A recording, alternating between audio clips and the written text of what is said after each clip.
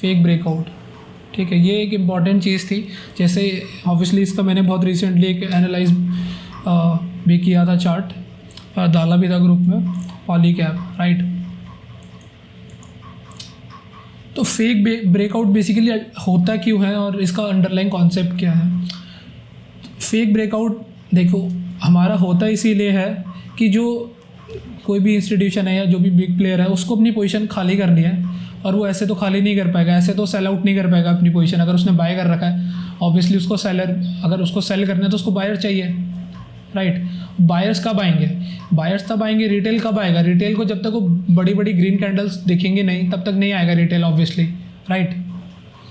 Retailers हमेशा उन बड़ी ग्रीन कैंडल्स को देख के मैस्मराइज होते हैं कि हाँ right this is such a big green candle और अब हमको यहाँ पे एंट्री लेना चाहिए, राइट।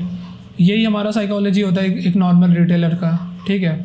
तो अगर हम देखें इस चार्ट में भी तो एक क्लियर एक बहुत बड़ी ग्रीन कैंडल थी, और इसको इंड्यूसमेंट भी कहते हैं बेसिकली, कि हम बेसिकली लोगों को फोर्स कर रहे हैं एक तरीके से दिमाग में ट्रेड लेने के लिए। अब इस बड़ी ग्रीन कैंडल पे बहुत सारे ऐसे लोग होंगे जो ब्रेकआउट ट्रेडिंग करते हैं, ठीक है। उन्होंने ब्रेकआउट ट्रेड्स लिया होंगे, ठीक है, ग्रीन कैंडल को देख के, और सडनली उसके बाद हुआ क्या कि मार्केट हमारी 2-4 दिन में रिवर्स हो गई और सबके स्टॉप लॉस मार्केट ने ले लिए, ठीक है। और जो इंस्टीट्यूशन था उसका ऑब्जेक्टिव कंप्लीट हो गया क्योंकि उसको बायर्स मिल गए, उन्होंने अपनी पोजीशन सेल कर दी, ठीक है। तो उसका ऑब्जेक्टिव यहाँ पे कंप्लीट हो चुका है। अब इसको आइडेंटिफाई करने का तरीका क्या है, ठीक है।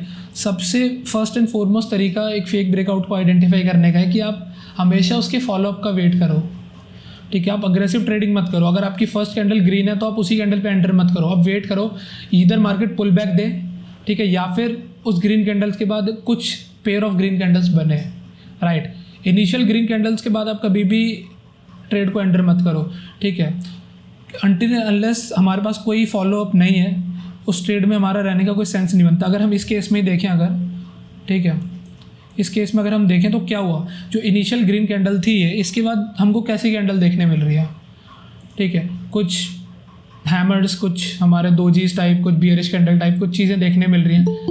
एटलीस्ट कोई ग्रीन कैंडल तो हमको नहीं देखने मिल रही है ना, राइट। एक ग्रीन कैंडल के बाद कोई भी ग्रीन कैंडल तो नहीं देखने मिल रही है हमको, कोई फॉलोअप नहीं है इसका मतलब, ठीक है। तो इस ट्रेड में इसको आइडेंटिफाई करने का सबसे फर्स्ट एंड फॉरमोस्ट तरीका है आप फॉलोअप का वेट करो। आप देखो कि आपकी फर्स्ट कैंडल के बाद कैसी कैंडल्स बन रही है, कोई बाइंग इंटरेस्ट है या नहीं है, राइट। जैसे अगर हम एक ट्रू ब्रेकआउट देखें तो ट्रू ब्रेकआउट कैसा होता है, ये सक्सेसफुल ब्रेकआउट है, राइट।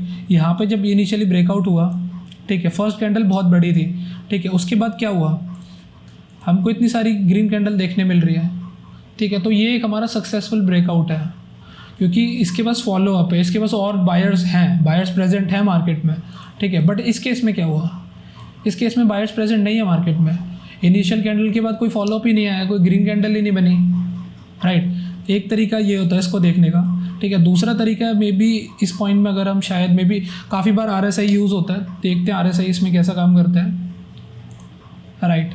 सी अगर आपका फ्रेश ब्रेकआउट है तो क्या आप चाहोगे कि आपका RSI पहले से ही ओवरबॉट में हो, नहीं चाहोगे, राइट। आपको अगर एक फ्रेश ब्रेकआउट चाहिए तो आपका जो RSI है एक हेल्दी लेवल्स पे होना चाहिए, एटलीस्ट 50 के अराउंड अगर आपका RSI है तो बहुत बढ़िया ब्रेकआउट देगा। जैसे हमने ये एग्जांपल देखा था, सी इस एग्जांपल में क्या था, हमारा RSI हमारा मीडियम लेवल पे था, अराउंड 50 इसके अराउंड में था, 45 to 50 के अराउंड था। ब्रेकआउट दिया, एकदम से सडनली RSI बढ़ा हमारा, ठीक है, फिर कूल ऑफ होने आया, फिर हमारा वापस रैली करा, राइट। तो इनिशियली अगर आप देख रहे हो कोई भी ब्रेकआउट अगर आप आइडेंटिफाई करना चाहते हो और आप वेट कर रहे हो स्विंग लेवल का ब्रेक होने का, कोई भी रेजिस्टेंस के ब्रेक होने का, तो फर्स्ट एंड फॉरमोस्ट चीज़ आप देखो कि भाई आपके पास फॉलोअप है या नहीं है। सेकंड चीज़ आप देखो कि RSI कैसा है। RSI अगर पहले से ही ओवर बॉट में है तो उसके पास कोई बहुत ज़्यादा स्कोप नहीं बचता है, ठीक है। इन जनरल उसके बाद बहुत ज़्यादा स्कोप नहीं बचता है वापस रैली करने का, राइट। तो उसको कूल ऑफ करने का थोड़ा वेट करो। जैसे इस एग्जांपल में भी सेम चीज़ हुई, ये फेल्ड ब्रेकआउट था, उसके बाद ये स्विंग लो पर आया, सपोर्ट के पास आया, सपोर्ट के पास आते ही उसने क्या करा, यहाँ पर रिवर्सल देना स्टार्ट कर दिया, ठीक है। RSI हमारा वापस कूल डाउन हो गया था यहाँ से और शिफ्ट करना स्टार्ट कर दिया। तो यहाँ पे हमारा जो नेक्स्ट ब्रेकआउट था वो सक्सेसफुल था इस पॉइंट पे, यहाँ पे, ठीक है।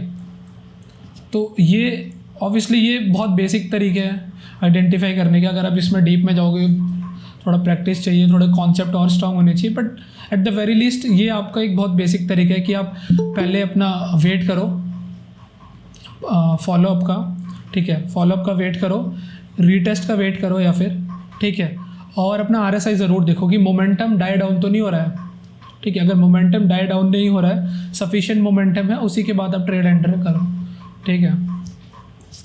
तो ये फेक आउट एक बेसिक तरीका है फेक आउट को आइडेंटिफाई करने का।